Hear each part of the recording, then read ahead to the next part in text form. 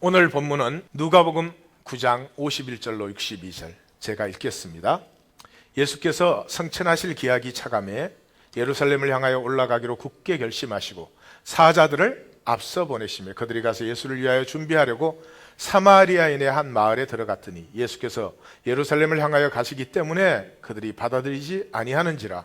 제자 야고보와 요한이 이를 보고 이르되 주여 우리가 불을 명하여 하늘로부터 내려 저들을 멸하라 하기를 원하시나이까. 예수께서 돌아보시며 꾸짖으시고 함께 다른 마을로 가시니라. 길 가실 때 어떤 사람이 여짜오되 어디로 가시든지 나는 따르리이다. 예수께서 이르시되 여우도 굴이 있고 공중에 새도 집이 있으되 인자는 머리 둘 곳이 없도다 하시고 또 다른 사람에게 나를 따르라 하시니 그가 이르되 나로 먼저 가서 내 아버지를 장사하게 허락하옵소서. 이르시되 죽은 자들로 자기의 죽은 자들을 장사하게 하고 너는 가서 하나님의 나라를 전파하라 하시고 또 다른 사람이 이르되 주여 내가 주를 따르겠나이다마는 나로 먼저 내 가족을 작별하게 허락하소서. 예수께서 이르시되 손에 쟁기를 잡고 뒤를 돌아보는 자는 하나님의 나라에 합당하지 아니하니라 하시니라. 아멘. 오늘 이 본문을 천재성은 어떻게 피어나는가? 모든 생명은 천재성을 가지고 있습니다. 우리 안에 있는 천재성이 피어날 때 행복합니다. 나 자신의 담대함을 누립니다. 이 천재성, 성경에서는 생명의 영광 그렇게 부르는 이 천재성은 어떻게 피어나는가? 그걸 뒤집어서 말하면 우리의 생명의 가능성을 억누르는 이 저주, 이 허무에서 우리가 어떻게 자유케 되는가? 여기에 대한 답변을 얻으시면 오늘 말씀을 우리가 잘 나눈 것입니다. 그래서 내 안에 있는 생명의 영광, 천재성이 어떻게 피어나는지 만나시는 시간 되실 줄 믿습니다. 자, 우리가 선언문 이야기라는 것을 보고 있습니다. 지난주부터 시작한 것인데 간단히 지난주에 못 오신 분들을 위해서 간단히 요약을 하겠습니다. 복음서의 구조는 말씀과 이야기로 되어 있습니다. 이야기와 말씀인데 이야기에는 기적 이야기와 죽음 이야기 두 개가 있죠. 그렇게 해서 이 이야기를 통해서는 예수님이 누구시냐, 주제권, the lordship, 예수님이 who is the Lord, 비를 얘기하고 있고요. 말씀 부분에는 비유라든지 지혜의 말씀이라든지 묵시의 말씀, 나서는 나는 길이요 진리요 생명이니 나는 선한 목자라 나는 세상의 빛이라 나는 부활이요 생명이니 이런 나서는 이런 말씀들이 있어서 이 말씀은 이러한 주님을 우리가 어떻게 따르는가 두 의 파트를 얘기하고 있습니다.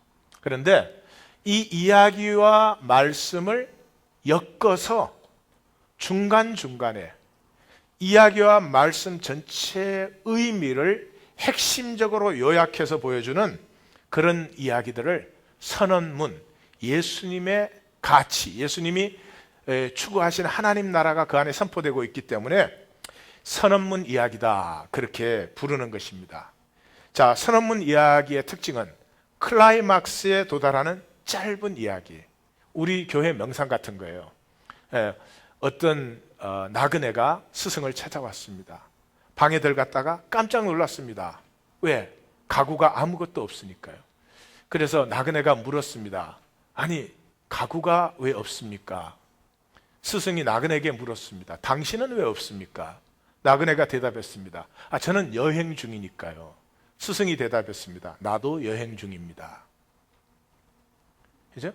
그게 스승과 나그네라는 이야기는 사실 전혀 의미가 없어요. 우리의 인생은 어떤 목표를 향해서 나아가는 여정이다. 거기에 좋은 거 잔뜩 쌓아두고 편하다. 그런 인생 되면 안 된다 하는 의미를 얘기에 담아서 전해주는 거죠. 얘기에 담아서 전해주기 때문에 기억이 쉽게 되죠. 제가 그냥 인생은 여정과 같은 것입니다. 목표를 향해서 살아야 됩니다. 이렇게 하면 금방 잊어먹지만 그렇게 짧은 이야기로 만들어 드렸기 때문에 기억이 쉽게 되죠. 기억이 쉽게 된다는 말은 쉽게 전할 수 있죠. 또 전함을 받은 사람은 쉽게 기억을 하고 또 전할 수 있게 되죠.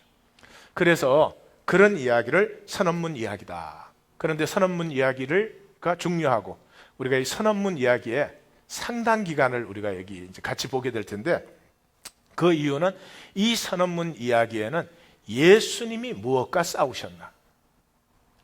예수님은 무엇에 대하여 아니고 무엇을 세우기 위해서 그러한 삶을 사시고 제자를 부르시고 또 죽으시고 사셨나 하는 핵심적 가치와 세계관이 나타나기 때문에 우리 그리스도인의 그리스도인됨의 핵심들이 들어있다. 이 선언문의 종류에는 교정 이야기, 칭찬 이야기, 반대 이야기, 강청 이야기, 질문 이야기, 서술 이야기 이런 것들이 있는데 성경에는 서술 이야기는 없다. 왜? 죽음 이야기와 기적 이야기가 서술이기 때문에 5가지가 나타나는데 그 중에 우리가 첫 번째 교정 이야기를 지난주에 보았습니다.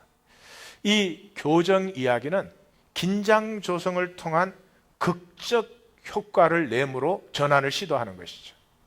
예, 제가 나그네가 왜 가구가 하나도 없습니까? 스승이 당신은 왜 없습니까? 나그네가 나는 여행 중이니까요. 나도 여행 중입니다. 어떤 그 나그네와 스승 사이의 긴장을 조성한 후에 어떤 클라이막스에 딱 도달하는 그 클라이막스에서 새로운 전환이 일어나는 거죠. 삶에 대한 이해, 내가 이 땅에 무엇을 하고 있는지에 대한 새로운 지평이 열리는 것, 그것이 선언문의 이야기다. 오늘 본문은 4개의 교정 이야기가 연속적으로 나오는 교정 이야기의 대표적인 부분입니다. 이 4개의 연속되는 이야기는 단 한 가지를 얘기해주고 있습니다. To follow Jesus. 예수님을 따르는 삶이 어떤 삶인가 하는 것을 얘기해주고 있죠. 그러면 오늘 본문을 보기 위해서 오늘 본문이 담겨있는 누가복음을 먼저 보겠습니다. 누가복음의 구조는 여정이에요. 누가는 여행을 많이 한 사람이거든요. 그래서 누가복음이 1편이고 사도행전이 누가복음의 2편이잖아요. 누가복음 시작해서 사도행전 끝까지를 여정으로 표현하고 있어요. journey. 그래서 누가복음이 어디에서 끝나죠? 갈릴리에서 시작된 예수님의 여정이 예루살렘에서 끝나요. 사도행전에서 그러므로 이 여정이 이제는 유대와 사마리아와 땅 끝까지 이게 전해지고 있다 하는 얘기를 하고 있죠. 그러면 누가복음에 들어가서 보십시다. 누가복음은 사역 준비가 끝나고 예수님의 갈릴리 사역이 제일 먼저 나와요. 갈릴리 사역이 끝나면서 예수님이 오늘 우리가 읽은 본문 예루살렘을 향하여 올라가시기로 굳게 결심하시고 여정이 시작돼요. 이 여정의 부분이 제일 긴 부분이에요. 9장에서 19장까지 누가복음의 거의 전체를 차지한다. 그럴 정도로 여정의 이야기예요. 그래서 도착해서 예루살렘의 사역을 하시고 그 다음에 십자가에 죽으시고 부활하고 승천하셨다. 이것이 누가복음의 구조예요. 그래서 누가복음의 클라이막스를 보시면 오병이어의 기적이 일어나면서 사람들의 예수님에 대한 기대가 쫙 올라가기 시작합니다. 그러면서 이 베드로의 고백과 변화산에 예수님의 영광, 생명의 영광의 모습이 이렇게 쌍벽처럼 탁 세워져서 클라이막스를 이루어요. 그 클라이막스가 있자마자 내가 십자가에 죽어야 된다. 그리고 부활한다 하는 것을 예고합니다. 그런데 제자들은 누가 크냐 그러고 싸우니까 예수님이 작은 자를 영접해라. 지난주에 우리가 보았죠. 하나님 나라의 핵심은 작은 자의 영납에 있어요. 작은 자란 말은 못난 자, 부족한 자, 가난한 자, 힘없는 자, 마음에 안 드는 자, 이런 여러 가지 의미를 가지고 있습니다. 작은 자를 용납할 수 있을 때가 내가 나를 용납할 수 있을 때. 우리가 하는 모든 행동은 프로젝션이에요. 내 안에 있는 것이 프로젝트 되는 거예요. 당연한 얘기죠. 내 안에 없으면 살 수가 없죠. 다른 사람이 못나게 보여요. 내가 못났다고 생각하기 때문에 다른 사람의 못남이 보여요. 그죠? 내 속에 사기성이 없는 사람은 사기 얘기를 들으면 이해가 안 가요. 그 참 이상하네. 그 무슨 일인지 잘 이해가 안 가네. 이거는 사기성이 없는 사람이에요. 사기 비슷한 것만 보면 저거 사기다 딱 아는 사람은 사기성이 있기 때문에 그래요. 옆에 분에게 저는 그런 얘기를 들으면 이해가 도무지 안 가더라고요. 우리는 항상 남에 대해서 얘기를 한다, 세상에 대해서 얘기를 한다고 생각하는데 never 내 안에 있는 것을 프로젝션 할 뿐이에요. 그래서 내가 나를 용납하지 못해요. 내 못난 점, 내 부족한 점, 내가 학교를 좋은데 안 나왔다, 돈이 없다 등등, who knows what. 아무런 쓸데없는 것들. 그런 것 때문에 내가 내 생명의 존귀함을 전혀 못 보고 맨날 나뭇잎치마 만들어서 가리는 그런 허무한 삶을 사는 거죠. 그래서 작은 자를, 어린아이를 용납할 수 있을 때가 나를 용납할 수 있을 때예요. 나를 용납할 수 있을 때가 생명이 시작되는 때예요. 내가 나를 용납하지 못하면 너와의 대화가 어떻게 이루어져요? 전부 가면 쓰고 가짜 하는 거죠. 하나님 나라에 얼마나 우리가 얘기 자체로 들어가서 보니까 달라요. 우리가 하나님 나라 그러면 대단한 종교적이 있는 데인 줄 아는데 하나님 나라의 핵심은 어린아이를 용납할 수 있는 그 생명의 자유와 여백, 그곳에 하나님 나라가 있다. 이제 그렇게 마감이 되고 오늘 본문이 두 부분인데 첫 번째 부분은 사마리아에서 배척받는 부분이고 세 번째 부분은 예수님과 헌신을 자원하는 사람들의 세 번의 대화를 얘기하고 있는데 이제 그 첫 번째 부분이 뭐예요? 갈릴리 사역을 작은 자를 용납하라. 예수님에 대한 고백 아래 너희가 나를 주라고 고백하느냐? 그러면 작은 자를 용납하는 삶을 살아라. 그렇게 갈릴리 사역을 마감하고 여정이 출발되는 모습이죠. 그래서 51절이 예수께서 성천하실 기약이 차감해 예루살렘으로 올라가기로 굳게 결심하시고, 여러분 성경을 읽으신 분이라면 굉장히 어색한 표현이에요. 성경 어디에서도 예수님께서 십자가의 길, 고난의 길을 가는 걸로 묘사하시지 승천하실 이렇게 표현을 안 하거든요. 그래서 여기에서 누가의 특징을 만나게 됩니다. 누가의 특징은 이방인에게 전해지는 복음이기 때문에 히브리적인 의미보다는 일반적인 의미를 강조해요.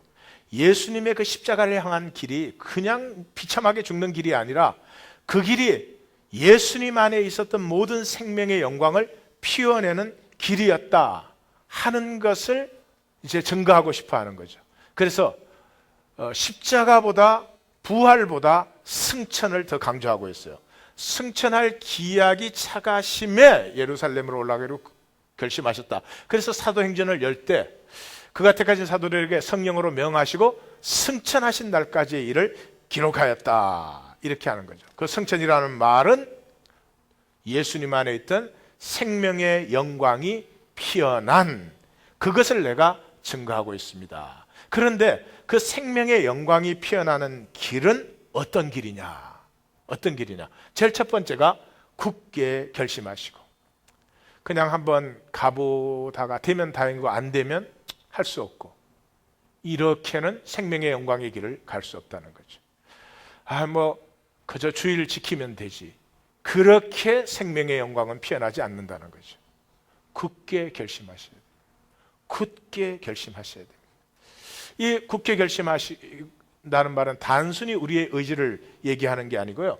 예수님께서 그 쓰신 단어가 set his face 라고 하는 단어를 썼는데, 이 단어는 이사야서 고난의 종의 노래에 나오는 단어입니다.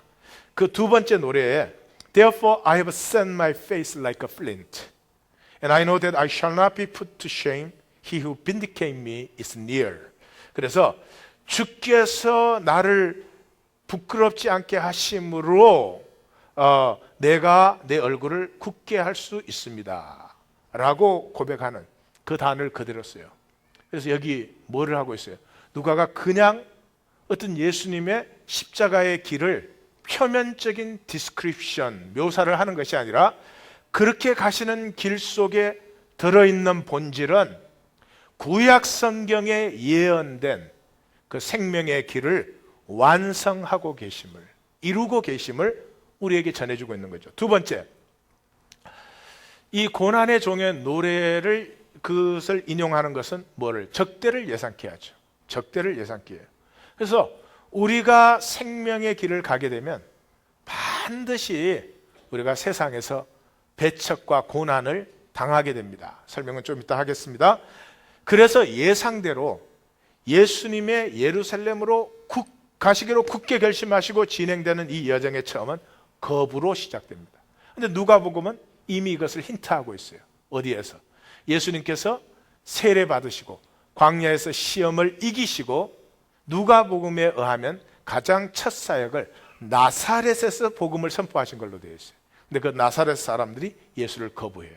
그래서 누가복음은 이 생명의 길은 세상의 적대를 만나게 된다 하는 것을 말해주고 있어요. 그래서 우리도 생명의 길을 가려면 이 세 가지가 있어야 돼요. 첫째, 굳게 결심하시어요.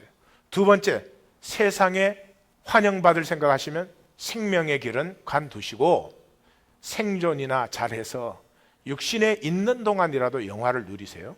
생명의 영광 누리는 사람들은 이 세상의 적대를 받게 돼요. 간단한 얘기예요, 사실은. 굳게 결심하고 그 다음에 적대를 예상하고 그 다음에 사람들이 나를 거부할 것을 예상하셔야 됩니다. 그 사람만이 내 생명의 영광이 피어나는 길로 갈 수 있는 거죠. 사람 눈치 보고 어떻게 하면 차린정 받을까? 그 사람에게서 생명의 영광은 피어날 수 없죠. 52절에 사자들을 앞서 보내시며, 굉장히 어색하지 않아요?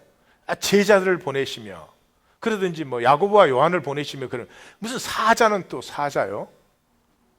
근데 여기도 마찬가지죠. 왜 사자라는 말을 쓰고 있어요? 말라기에 보라 내가 내 사자를 보내리니 그가 내 앞에서 길을 준비할 것이요 너희의 구하는 바 주가 그의 성전. 주님께서 종말적으로 이 땅에 임할 때 주님의 오심을 알리는 사자가 먼저 파송된다는 거죠. 지금 그 구약 이미지를 정확하게 떠올리게끔 누가는 쓰고 있는 거죠. 단순한 현상 묘사가 아니라 현상 속에 숨어있는 본질적 의미를 우리에게 표현해 주고 있어요. 53절, 예루살렘을 향하여 가시기 때문에 그들이 받아들이지 아니하는지라. 이중 의미가 있죠. 유대인 순례자를 환영하지 않는 사마리아의 모습도 있지만은 십자가의 길을 환영하지 않는 세상의 모습도 보여주고 있어요. 자, 사마리아 사람들이 안 받아주니까 54절 야고보와 요한이 우리가 불을 명하여 하늘로부터 내려 저들을 멸하기를 원하시나이까. Again is the same thing.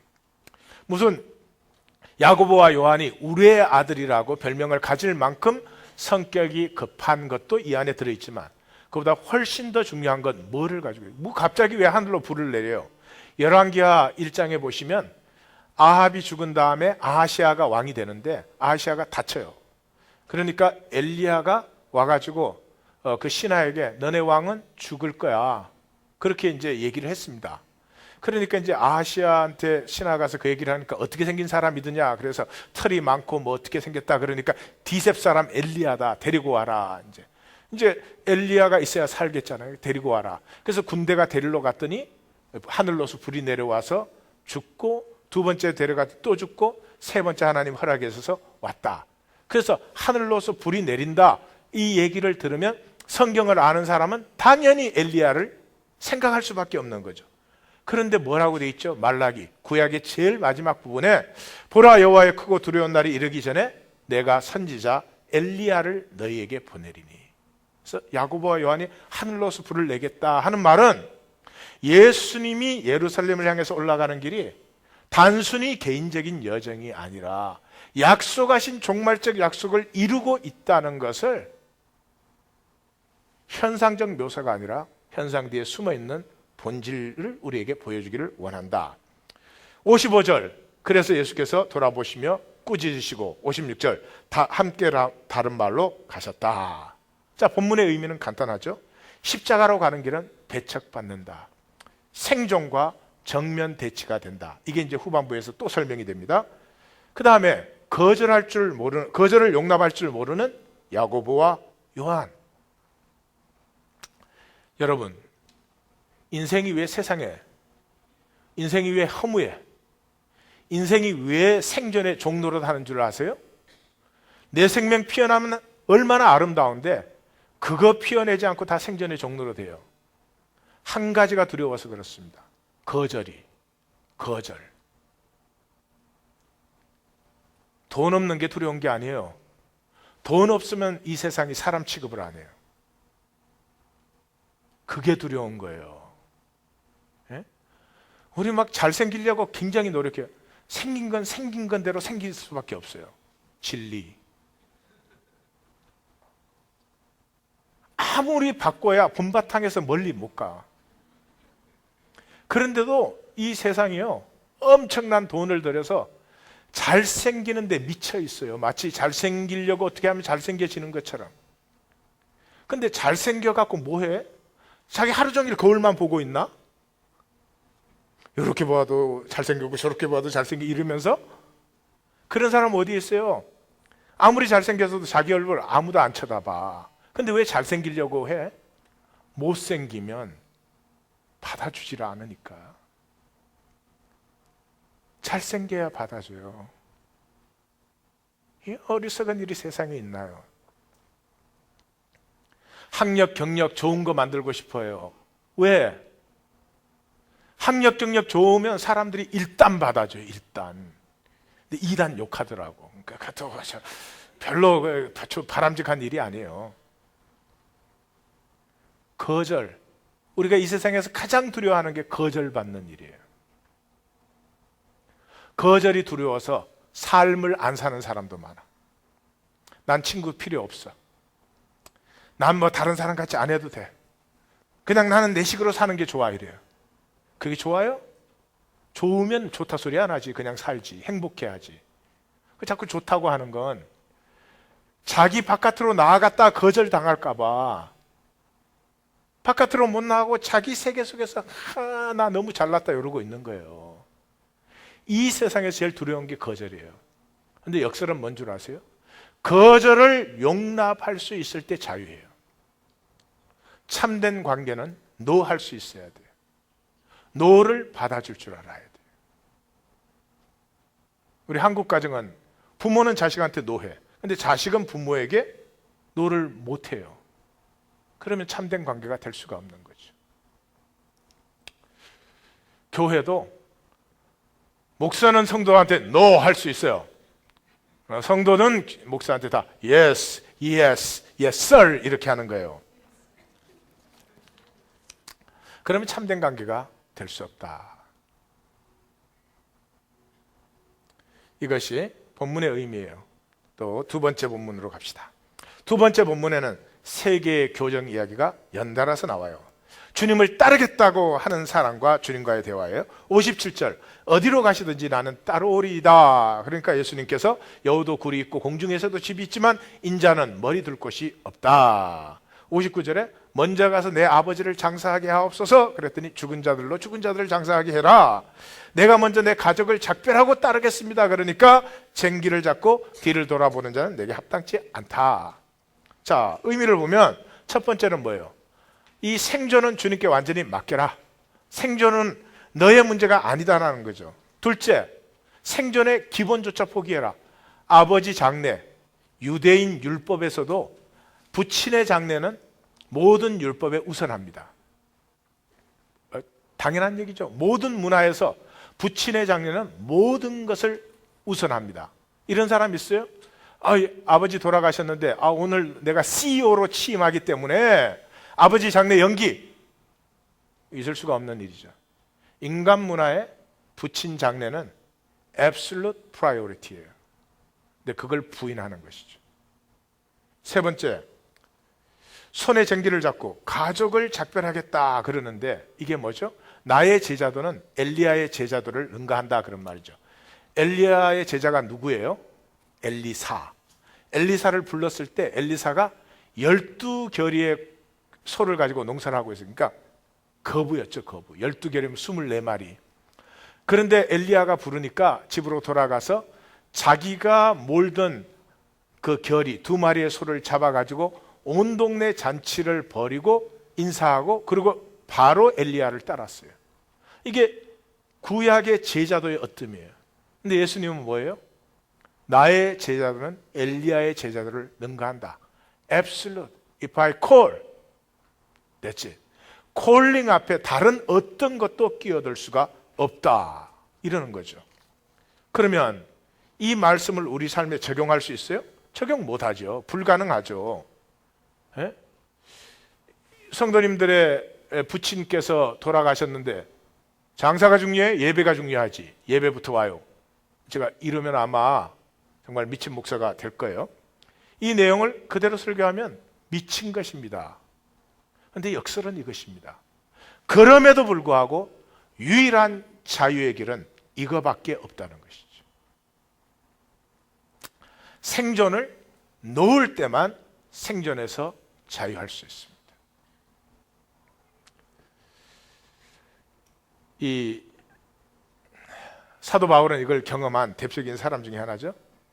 내게는 우리 주 예수 그리스도의 십자가 외에는 결코 자랑할 것이 없으니 그리스도로 말미암아 내가 십자가에 대해 못 박히고 세상에 대하여 십자가에 못 박히고 세상이 또한 나에 대하여 그러하도다. 여러분, 십자가는 능력입니다. 그런데 십자가의 능력을 누리시려면 십자가가 자랑이 되어야 십자가의 능력을 누리십니다. 돈이 자랑인 사람은 돈의 능력으로 살 것입니다. 좀 괴로우실 테니까 선택은 자유입니다. 예? 나의 명예나 지위가 자랑인 사람은 명예나 지위가 능력을 줍니다. 십자가가 능력이 되려면 십자가가 내 자랑이 되어야 됩니다. 십자가가 내 자랑이 된다는 것은 목걸이 하고 다니고 십자가의 교리에 대해서 잘 알고 설명할 수 있는 것이 아닙니다. 십자가가 내 기쁨입니다.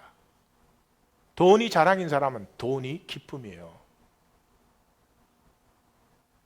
십자가가 나의 자랑이 될 때,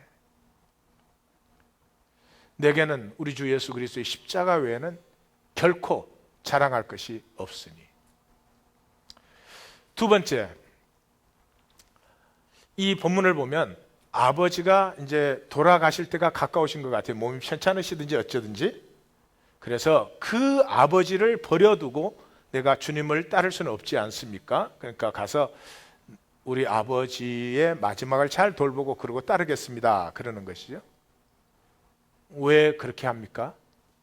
의무감. 예수님께서 내가 가족을 불화시키려 왔다, 그런 말씀까지도 하시는데, 이 세상에서 가장 이상한 얘기지만 저주스러운 것 중에 하나가 가족관계입니다. 거의 절대적인 의무감이 가족관계에 요구됩니다.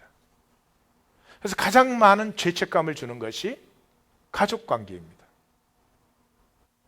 부모가 아이 기르다가 아이가 말 안 들으면 뭐해요? 죄책감 주잖아요.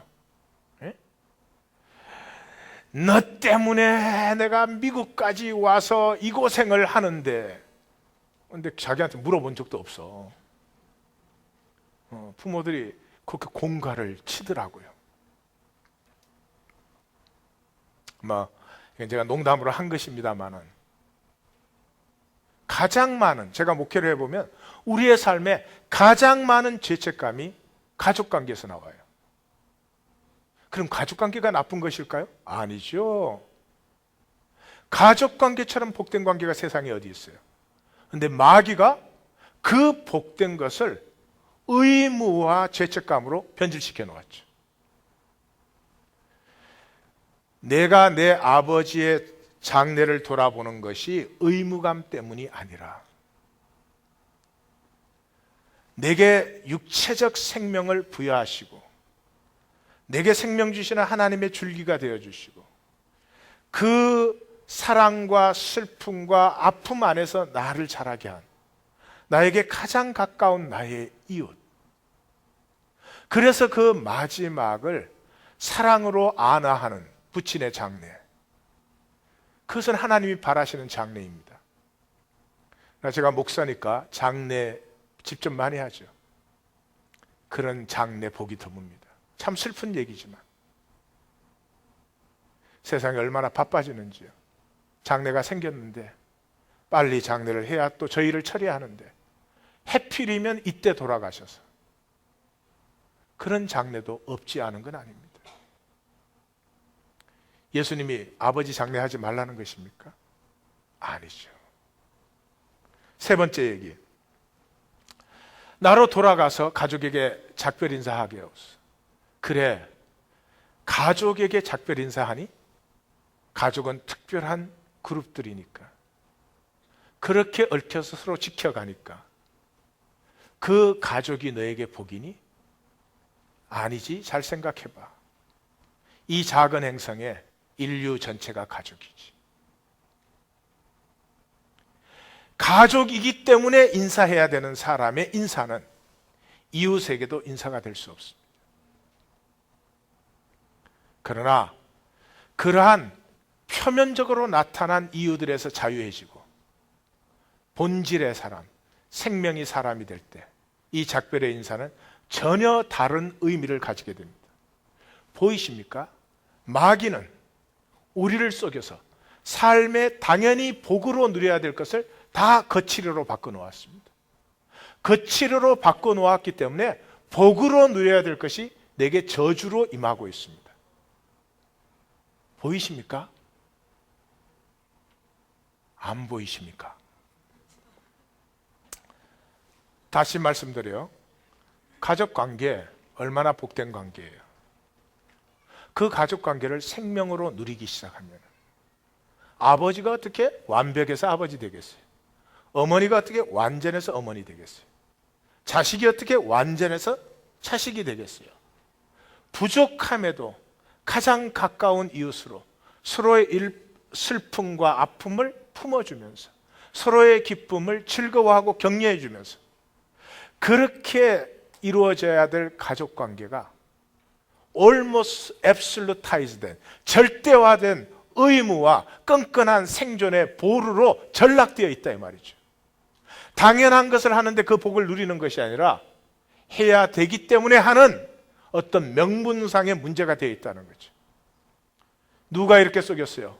마귀가 속였어요. 예수님은 그것을 뒤집어서 명분이 깨어져 버린, 껍질이 깨어진 자리에 생명의 본질의 아름다움이 피어나게 하시는 분이다.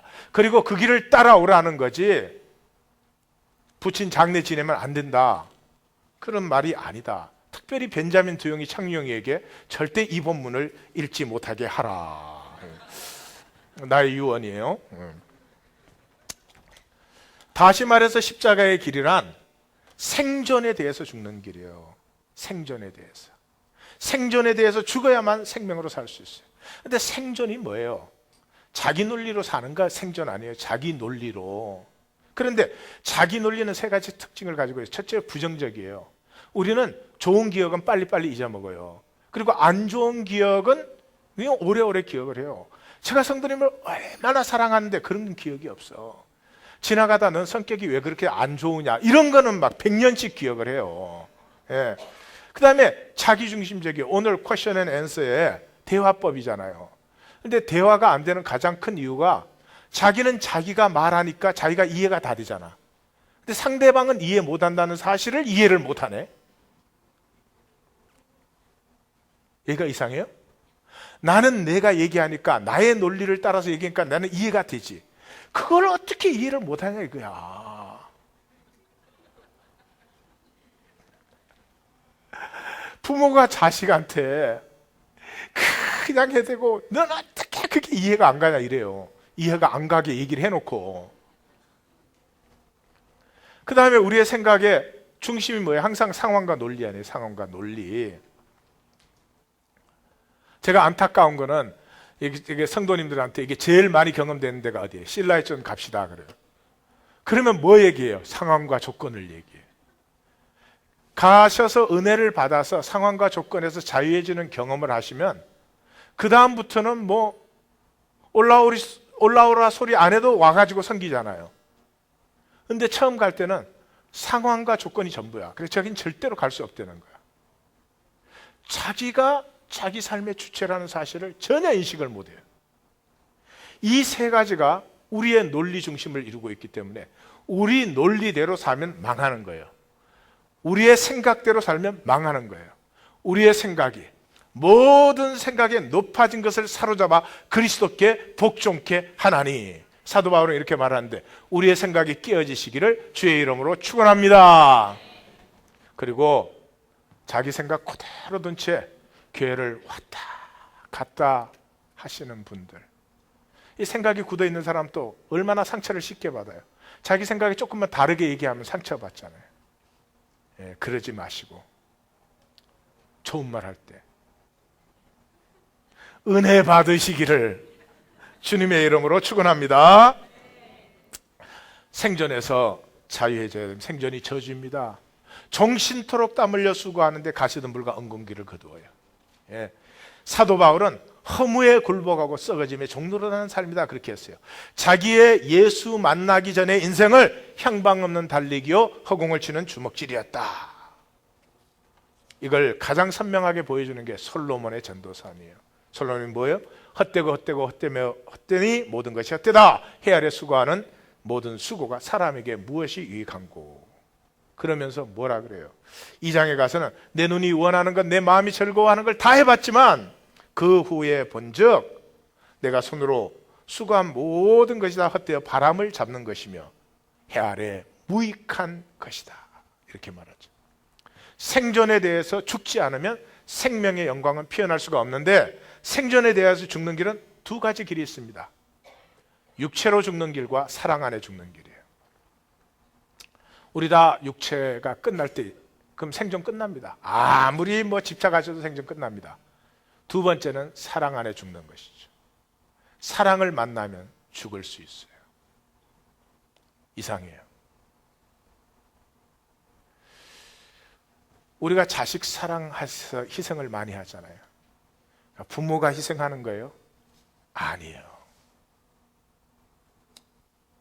제가 아이를 키워보니까요, 사랑을 만난 거예요. 그 조그만한 생명이요, 나를 절대적으로 신뢰를 해줘. 아이가 조그마한 할 때는 아빠가 없으면 자기가 죽는 줄 알아요. 잠깐 눈에 안 보이는데 그렇게 불안해해요. 이 세상에 어떤 존재가 나를 그렇게 신뢰해주고 나를 그렇게 위로해줘요? 그 눈망울, 그 아빠가 잠깐 없어졌다가 나타나면 환하게 피어나는 얼굴에서 사랑을 만나요. 그 사랑을 만날 때 내가 죽어요. 그 아이를 위해서 나를 다 희생해서 주어도 좋아. 물론 안 그렇게 했지만 사랑을 만나면 죽어요. 이걸 이 세상에서 가장 멋지게 표현한 사람이 사도 바울이에요. 한번 들어보세요. 내가 그리스도와 함께 십자가에 못 박혔나니 그런즉 이제는 내가 산 것이 아니에요. 나를 품고 십자가에 못 박히신 그리스도의 사랑에서 내가 죽었어요. 그런즉 이제는 내가 산 것이 아니에요. 오직 내 안에 그리스도께서 사신 것이라. 그 아이의 그 맑은 눈망울에 내 존재가 죽어버렸어요. 그러는데 그 아이의 그 해맑은 미소가 나에게 가득해요. 오직 내 안에 그리스도께서 사신 것이라. 이제 내가 육체 가운데 사는 것은, 여전히 나는 생존으로 살아야 돼요. 육체 가운데 사는 것은. 그 다음에 뭐예요? 나를 사랑하사 나를 위하여 자기 자신을 버리신 하나님의 사랑을 믿는 믿음 안에 사는 것이라. 짧게 말하면 사랑을 믿음으로 사는 것이라. 사랑을 만날 때요, 사랑이 내 속에서 피어나기 시작해요. 우리 성도님들은 육체의 죽음에서 허무하게 끝나는 삶이 아니라 하나님의 아가페 사랑을 만나서 내 안에 있는 생명핵 아가페가 피어나서 생명의 영광 누리시는 삶이 되시기를 주님의 이름으로 축원합니다. 자, 결론을 내립니다. 가능한 불가능이에요. 참 신비한 것이에요. 가능한 불가능이에요. Possible impossibility. 자, 천재성의 특징은 rareness, 희귀하다는 데 있어요. 그 천재성이 헌신의 법칙이에요. 11조의 법칙이에요. 무슨 말이냐? 월드컵 축구팀이 있어요. 월드컵 축구팀이 한국 축구 랭킹을 결정해요. 멕시코 랭킹하고 한국 랭킹하고 어떻게 되는지 모르지만 한국 사람 전체하고 멕시코 사람 전체가 축구해서 만들어진 게 아니에요. 그런데도 그게 사실이에요. 그러면 한국 월드컵 축구 대표팀은 어떻게 만들어졌죠? 국민의 10분의 1이 축구 인구예요. 축구 인구의 10분의 1이 하여튼 초등학교 때 언제든 선수 생활을 한번 해본 사람이에요. 그 중에 10분의 1이 대학까지 선수 생활을 했어요. 그 중에 10분의 1이 프로팀에 가요. 그 프로팀의 10분의 1이 주전으로 뛰어요. 그 주전 중에 10분의 1이 대표팀에 발탁되어요. 그런데 그 대표팀의 수준이 한국 축구의 수준을 결정하는 거예요. 굉장히 이상한 것 같죠? 아니에요. 전 세계 10분의 1이 교회가 돼요. 그 교회 중에 10분의 1이 하나님에게 헌신되는 구교, 신교, 러시아 종교, 히랍 종교, 동방 종교, 캅틱교, 뭐 온갖 교들이 있잖아요. 이 중에 10분의 1이 헌신돼.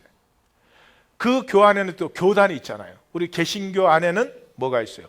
장로교, 감리교, 뭐 그 다음에는 모르겠네. 네? 침례교, 중학교, 고등학교, 모를 때는 뭐 교자 붙은 거 아무거나 갖다 붙이는 거야. 그렇게 있어요.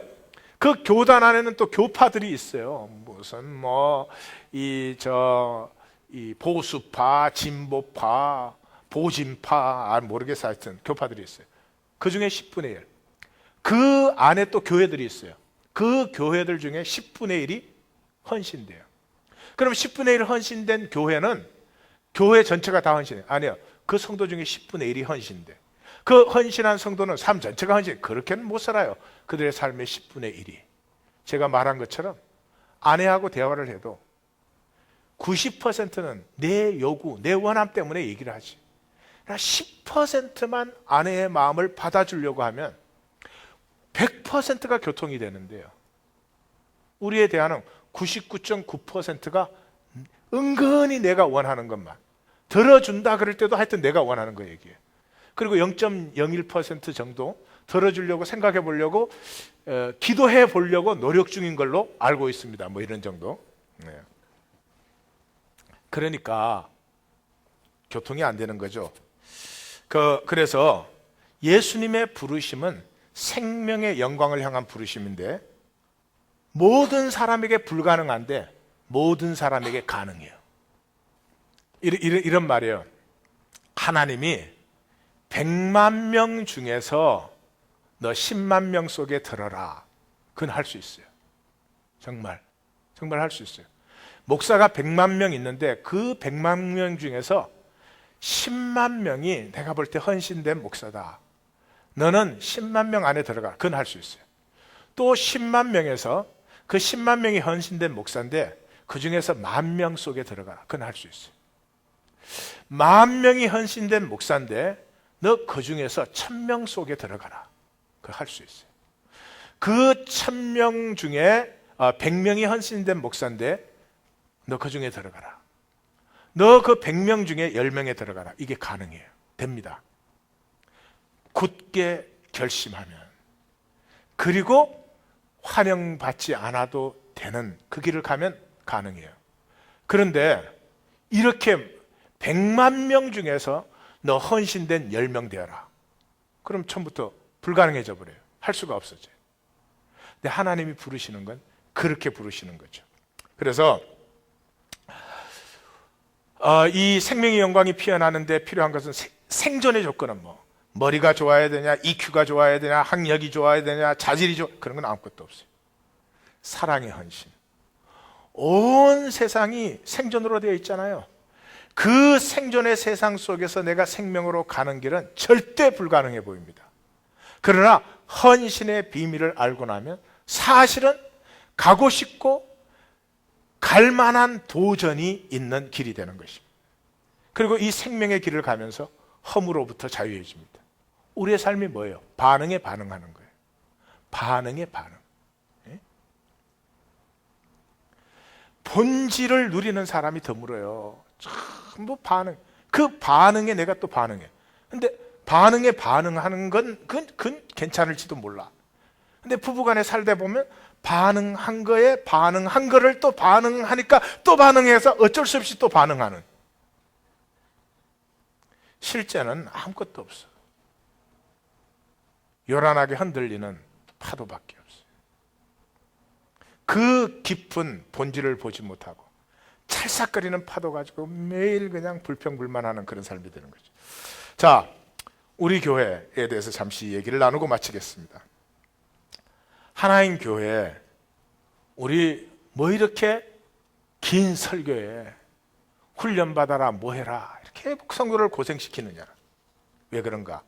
우리 교회가 특별한 교회 아닙니다. 우리 교회가 특별한 교회가 될 수도 없습니다. 우리는 이 시대의 교회 중에 하나입니다. 대중적 교회가 필요합니다. 그러나 그 대중적 교회 중에 본질을 추구하는 교회가 있어야 됩니다. 모든 사람이 축구를 합니다. 그러나 모든 사람이 월드컵 대표 선수가 될 수는 없습니다. 그럼에도 불구하고 월드컵 대표 선수가 한국 축구의 자질을 결정하듯이 모두가 대중적 교회임에도 불구하고 몸에 정신이 있는 것처럼 역사의 의식이 있어야 되는 것처럼 교회의 본질인 십자가에 헌신된 교회가 있을 때 그 하나님 앞에 헌신된 0.00001%가 전체의 가치와 의미를 결정하는 것입니다. 이해되십니까? 저는 교회로 부르심을 받았다면 이 시대의 교회의 의미를 결정하는, 이 시대의 복음의 가치를 증가하는 교회가 되고 싶습니다. 교회로 부르심을 받아서 그냥 생존에 떠내려가는, 대부분이 그럴 수밖에 없죠. 그러한 부분보다는 의미를 결정하는 파트가 되고 싶다. 거듭남을 한번 생각해 보세요. 요즘 거듭났다고 다 그래요. 뭐 본어게인 크리스찬이라는 말이 무슨 유행한 줄 알아요. 근데 거듭났으면 다른 건 몰라도 생명의 목표는 달라졌어야 되잖아요. 근데 거듭났다면, 내가 새롭게 태어났다면 내 존재의 이유만큼은 새로워져 있어야 되잖아요. 근데 그것도 없이 뭐가 거듭났다는 거예요. 그 거듭남을 어디에 쓰겠어요? 그러나 그것이 정상적이라는 거예요. 많은 사람이 그럼에도 불구하고 거듭남의 진정한 의미를 세우는 0.00001%가 거듭남의 가치를 확정시켜버리는 것이다. 그리고 그 사람들도 진정한 가치를 향해서 일어설 수 있는 용기를 부여하게 되는 것이다. 역사 창조를 위해서 쓰임받는 교회가 되고 싶습니다. 어떤 교회든 하나님 앞에서는 귀합니다. 그러나 사람으로 태어났다면 역사를 세우는 하나님의 역사에 쓰임받는 삶이 되는 것이 당연한 소망이듯이 교회로 부르심을 받았다면 하나님의 역사를 새롭게 하시는 일에 쓰임받는 우리 하나님 교회가 되기를 원합니다. 혹시라도 뭐 우리 교회는 잘난 교회고 다른 교회는 못난 교회 이런 식으로 보시는 분이 없겠지만 우려가 되세요. 스스로 우리를 속이는. 좀 이 시대를 새롭게 해보고 싶은 그런 열망이 담긴 설교를 자신이 듣고 있다고 그걸로 자신은 이미 뭐가 된 것처럼 우리 스스로 속이지 않아야 된다는 거죠. 그래서 말씀도 그래서 긴 거예요. 여러분, 기도에 대한 설교를 한번 보십시오. 기도에 대해서 되게 어떻게 설교합니까? 기도에서 역사가 일어난 성경적 예를 몇 개 말합니다. 엘리야가 기도했더니 3년 닫혔던 하늘문이 열리고 비가 내렸습니다. 뭐 기도했더니 안전뱅이가 일어나 걸었습니다. 그러므로 기도해야 됩니다. 그런 다음에는 뭘 해요? 그 다음에는 이렇게 예화가 몇 개 나오잖아요. 뭐 누가 기도했더니 어떻게 됐습니다. 뭐 주매상이 늘어났습니다. 뭐 진실인지 아닌지 약간은 애매모호한 그런 예화들을 막 하면 가슴이 이제 뜨거워지잖아요. 나도 저렇게 돼야 되는데, 저런 복을 받아야 되는데, 기도합시다. 그럼 막 뜨거워서 아멘! 그러고 딱 끝났죠. 근데 아멘 그랬는데 삶에서 그게 사라지지 않죠. 첫째, 그렇게 기도해도 그런 결과가 안 와. 두 번째, 그보다 더 중요하게 기도합시다 가슴은 뜨거워졌는데 기도가 뭔지를 모르네. 기도는 하나님과 나와의 교통 아니에요. 그럼 하나님을 알고 나를 알아야 교통이 되잖아요. 전혀 모르는 상대방하고 대화가 될 수 있습니까? 안 되죠. 그 다음에 교통이 되기 위해서는 대화의 본질을 알아야죠. 나를 나누고 너를 받는 것인데 내가 나를 모르는데 무슨 하나님과의 대화가 나누어져요? 응? 교통이란 나의 나됨과 너의 너됨이 나누어지는 것이 교통이지, 내가 가짜로 거짓으로 상대방을 대하면 어떻게 그게 교통이 되겠습니까? 이러한 본질적인 부분은 싹 무시하고 표면의 현상적인 달콤한 결과만 막 던지고 기도해야 됩니다, 기도하면 됩니다, 그럼 막 아멘 아멘 아멘 하는데 살 수가 없지 않냐 이 말이죠. 이 시대의 말씀과 복음의 본질 회복이 시급하며 그 일에 쓰임받는 하나님 교회가 되기를 원하는 것입니다. 옆에 분에게 설교 길더라도 용서해 줍시다.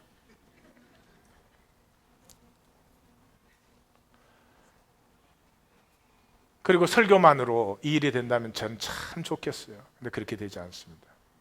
훈련과 세움이 필요합니다. 저희 교회 훈련은 성경 공부 아닙니다. 영성의 길을, 그 여정을 인도하고 그 여정을 갈 수 있는 스텝들을 가르쳐 줍니다. 뿐만 아니라 순례하는 사람은 이 업그레이드가 필요합니다. 계속 같은 길을 걸으면 지치게 되어 있죠. 어느 정도 여정이 진행됐을 때는 새로운 차원이 열려야 됩니다. 그것을 열어주는 것이 우리 실라이존 세미나와 특별 성회들입니다. 이런 과정을 가는 이유가 바로 여기에 있습니다. 예수님께서 자기의 생명을 들여 싸우신 그 싸움이 우리 안에서도 일어나기를 원하며, 예수께서 세우신 그 일이 우리 안에서도 세워지기를 원하며, 예수께서 결국은 누렸던 생명의 영광을 우리 모든 성도님들도 누리시는 자리에 우리가 함께 들어가기를 원합니다. 마감하면서 다 같이 읽습니다. 생존의 허물을 거부하고 생명의 영광이 피어나는 십자가의 좁은 길로 나아갑시다. 할렐루야. 의의 면류관을 주 곧 의로우신 재판장이 그날에 내게 주실 것이요 내게만이 아니라 주의 나타나심을 사모하는 모든 사람에게니라. 의의 면류관, 내 안에 주신 생명의 영광 피어내는 우리 성도님들의 삶이 되실 줄 믿습니다. 기도하십시다. 말씀을 붙들고 우리 간절히 기도하겠습니다.